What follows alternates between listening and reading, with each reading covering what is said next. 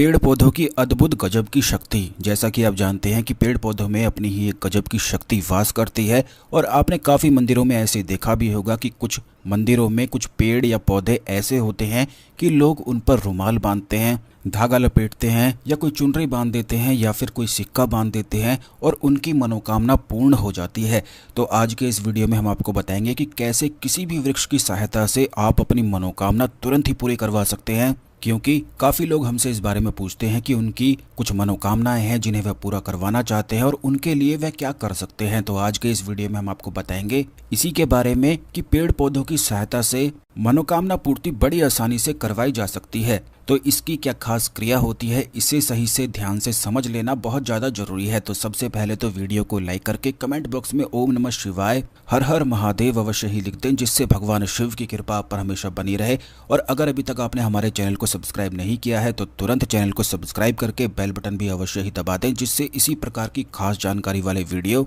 आपको हमेशा मिलते रहें, क्योंकि इसी चैनल में हमेशा खास चीज़ें आपको बताई जाती हैं जो और किसी भी चैनल में नहीं बताई जाती हैं। तो दोस्तों, आपको बता दें कि मंदिरों में बहुत सारे ऐसे पेड़ पौधे होते हैं जिन पे काफ़ी लोग रुमाल बांधते हैं, चुनरी बांधते हैं, सिक्का बांधते हैं और सूत आदि वगैरह लपेटते हैं और मात्र इसी से केवल उनकी मनोकामना पूर्ण हो जाती है। तो ऐसा ही वृक्ष यानी कि ऐसे वृक्ष को कल्प वृक्ष कहा जाता है कि उसी के सामने अगर कोई मनोकामना बोल दी जाए तो वह मनोकामना पूर्ण हो जाती है। तो ये कैसे होता है, इस वीडियो में विस्तार से हम आपको बताएंगे। सबसे पहले तो आप ये जान लें कि जब भी किसी वृक्ष को इसी प्रकार का कल्प वृक्ष बनाया जाता है जो मनोकामना पूर्ति का आशीर्वाद देता है और आपकी मदद करता है आपकी मनोकामना पूर्ति करवाने के लिए, तो उस वृक्ष में कुछ ऐसा खास होता है कि वहां पर किसी न किसी ज्ञानी ने बैठकर ध्यान लगाया हुआ होता है। और बिल्कुल इसी माध्यम से काफी मंदिरों में ऐसे वृक्ष होते हैं जहां पर वह वृक्ष बिल्कुल सिद्ध हो जाते हैं, क्योंकि अगर वहां पर कोई भी ज्ञानी बैठकर ध्यान लगाता है तो उसी के साथ वह वृक्ष भी ध्यान लगाने लग जाता है। और यही वजह है कि जिन भी ऐसे लोगों ने वृक्ष के नीचे ध्यान लगाया है तो बाद में उन वृक्षों की भी पूजा करी जाती है और उन वृक्षों के सामने कुछ भी मनोकामना अगर बोली जाती है तो वह तुरंत ही पूरी होती है। ठीक इसी प्रकार से अगर किसी वृक्ष की सेवा भी करी जाती है, जैसे कि अगर उस वृक्ष की आपने काफी मंदिरों में देखा होगा कि जल चढ़ाते हैं, दूध चढ़ाते हैं, चावल आदि वगैरह चढ़ाते रहते हैं लोग, तो वहां पर भी वृक्ष वह सिद्ध हो जाता है। क्योंकि जैसा कि हमने आपको पिछले वीडियोस में काफी बार बताया है कि हर एक वृक्ष पर काफी सारी अदृश्य शक्तियां वास करती हैं और जब भी आप किसी वृक्ष पर जल चढ़ाते हैं, दूध चढ़ाते हैं या कुछ भी चढ़ाते हैं तो इससे सीधा वो चढ़ाई हुई चीज वो उन अदृश्य शक्तियों को प्राप्त होती है, जिससे वह तृप्त होती हैं और आपकी मदद के लिए बाध्य हो जाती हैं। और ऐसा अक्सर काफी लोगों के साथ होता है कि जैसे उनके घर के आसपास अगर कोई वृक्ष है और वहां पर रोजाना जाकर वह जल चढ़ाते हैं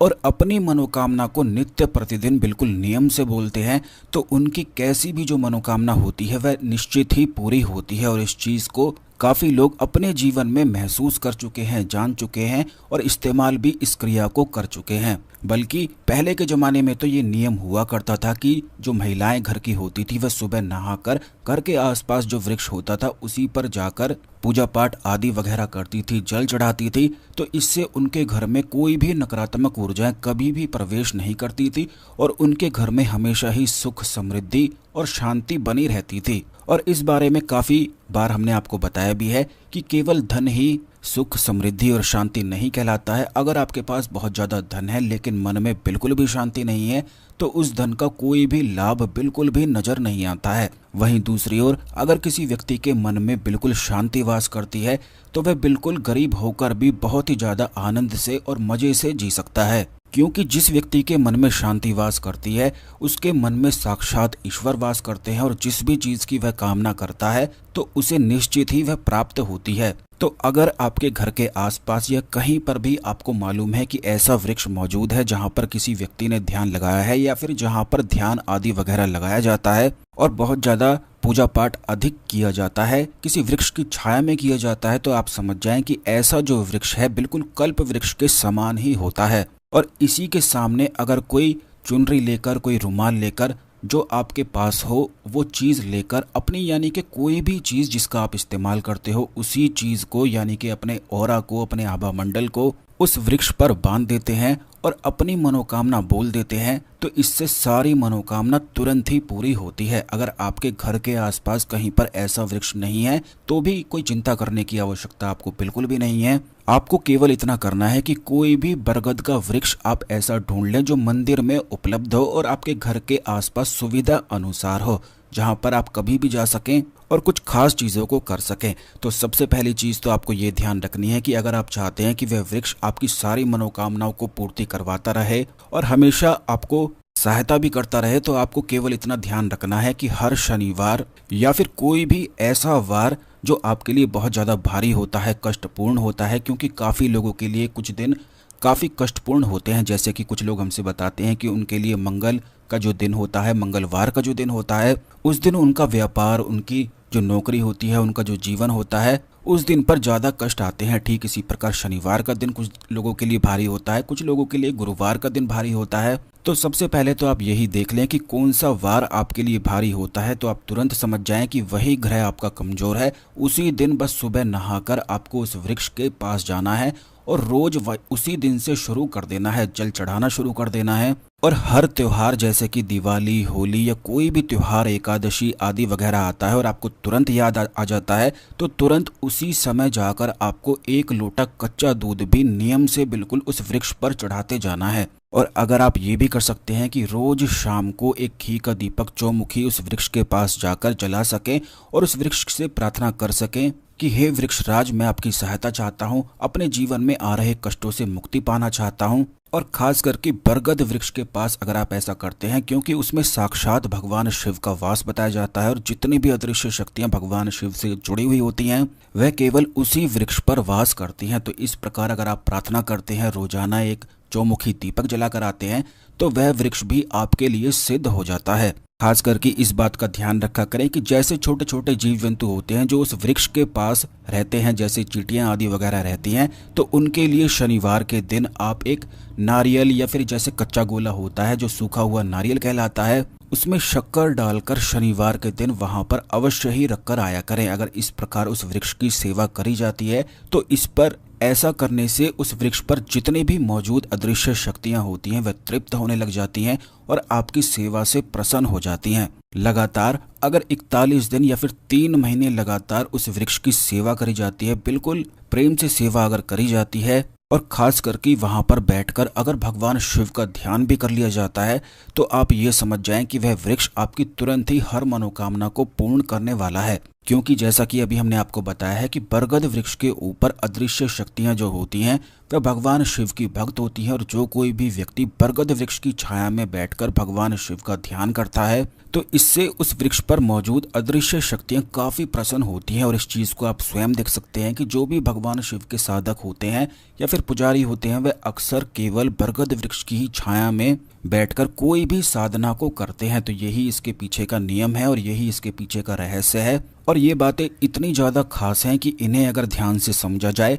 तो इससे काफ़ी ज़्यादा लाभ उठाया जा सकता है। खास करके अगर उसी वृक्ष की छाया में बैठकर 1 लाख किसी भी मंत्र का जाप अगर किया जाता है तो इससे वह मंत्र भी तुरंत सिद्ध होता है। खास करके जिन लोगों के पास अदृश्य शक्तियों की सिद्धियां मौजूद रहती है तो ऐसे लोगों ने वृक्षों के नीचे बैठकर ही उन शक्तियों को सिद्ध करा होता है। तो अगर आपकी कोई ऐसी मनोकामना है जो आप पूरा करवाना चाहते हैं तो लगातार 41 दिन 3 महीने तक या फिर अगर उससे भी ज़्यादा अधिक आप सेवा कर सकते हैं तो बहुत ही ज़्यादा अच्छा है। क्योंकि अगर ऐसे किसी भी वृक्ष को आप सिद्ध कर लेते हैं तो ये समझ जाएं कि आपके जीवन में फिर कोई भी परेशानी आ ही नहीं सकती है। और काफ़ी लोग अपने जीवन में परेशानियों से बहुत ज़्यादा परेशान रहते हैं, कष्टों से परेशान रहते हैं। तो कष्टों से जितना आप परेशान होंगे उतना ही और भी परेशान होते चले जाएंगे। तो उसके बजाय ये जो चीज़ हमने आपको बताई है इसको करना शुरू कर दें और फिर खुद ही देखें कि आपके जीवन में कैसा बदलाव आता है। क्योंकि यह जानकारी इतनी खास है और इसी चैनल में हमेशा खास चीज़ें आपको बताई जाती हैं,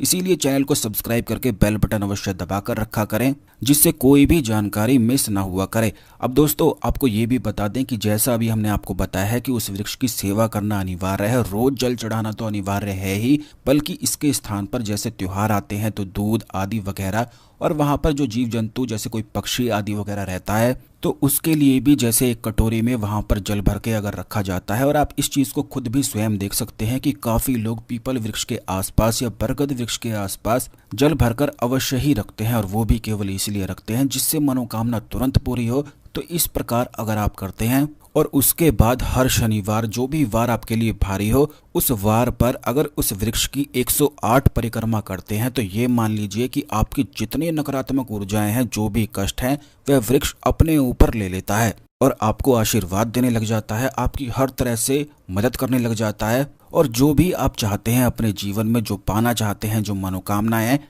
वह भी अदृश्य रूप से ही वह वृक्ष जान लेता है और उसी का आशीर्वाद देने लग जाता है। तो अवश्य ही इस जानकारी का लाभ उठाएं। आशा करते हैं आपको हमारी जानकारी पसंद आई होगी। इस खास जानकारी को दूसरे लोगों के साथ अवश्य शेयर करें, जिससे सभी लोग इस जानकारी का लाभ उठा के अपने जीवन में आगे बढ़ सके। तो आज के लिए केवल इतना ही, अगले वीडियो में मिलते हैं। ओम नमः शिवाय, हर हर महादेव।